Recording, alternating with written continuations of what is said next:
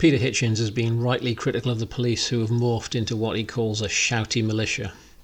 I think that description is right as far as it goes, but it's incomplete. They're also a pretty stupid one. We've seen case after case of officers trying to make arrests under the vague notion of COVID regulations, as if that's some kind of magical incantation that renders anything they momentarily dislike unlawful. Now, this is clearly a failure in the senior leadership of the police. They haven't briefed the drone enforcers properly. The rank and file cops are, in general, not the brightest bulbs on the tree.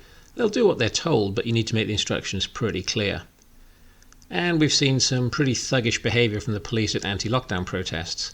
Interestingly, in the recent protests outside the school in Batley, there's been no attempt to arrest or even disperse any protesters. Why could that be, I wonder? But in other protests, things have gotten very lively. Sometimes it will be the far-left agitators bent on trouble. Other times it will be agents provocateurs, who are undercover police, who throw something and then the police wade in on cue with a press release already written. You can tell when it's been provoked because the police response is instant and quite well organised, in a way that could not happen if this thing was spontaneous.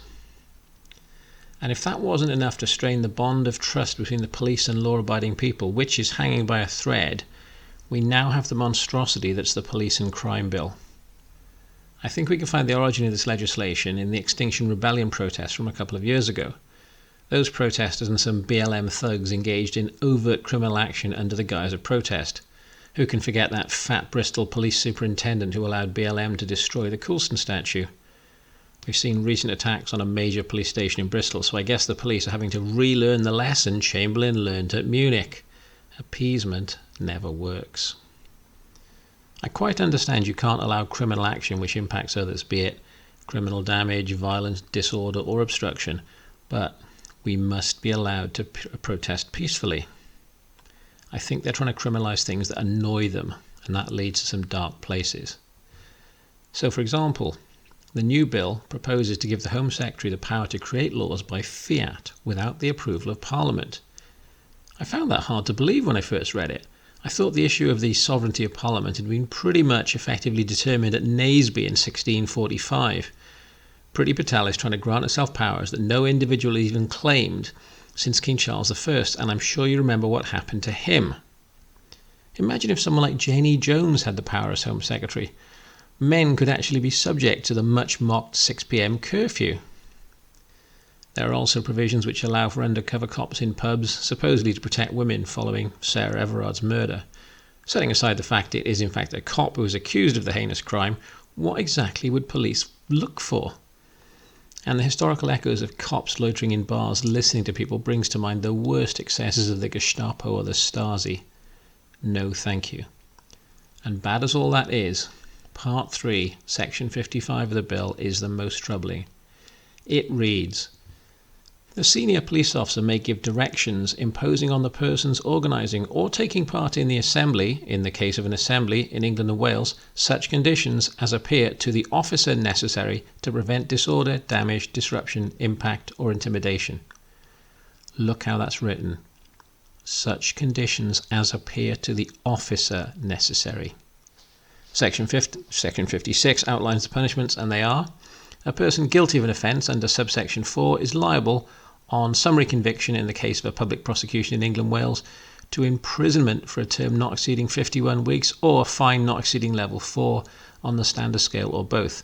If I'm reading that right, level 4 fines go up to £2,500. And the burden of proof here? Not actual disruption or consequences, just a single cop's opinion as to the likelihood of an adverse event. It doesn't even have to happen. If you fail to obey a cop's instructions because of what he imagines might happen, it's a year in jail. This gives the police, and by extension the government, the power to simply end peaceful protest. Now, I understand it's awkward for MPs if thousands of people are outside Parliament protesting, but we have to allow people to peacefully protest and make their feelings known. If this power is taken away, what do you think might happen instead? The unrest, this discontent, won't simply be extinguished, it will fester, and with no safety valve it will build and build. This is the classic authoritarian mistake. So what can we do? Well, writing to MPs seems pointless at the moment. They're wholly in the thrall of the whip's office, nodding through all manner of monstrosities. such as the extension to the recent COVID emergency powers. And violence is, of course, both immoral and counterproductive. So I suggest we look to Martin Luther King's tactics. Remember, in 1964, King won the Nobel Peace Prize, when it still meant something, for combating racial inequality through non-violent resistance. It didn't happen overnight, and he famously didn't live to see the end of it, but he won, and so can we.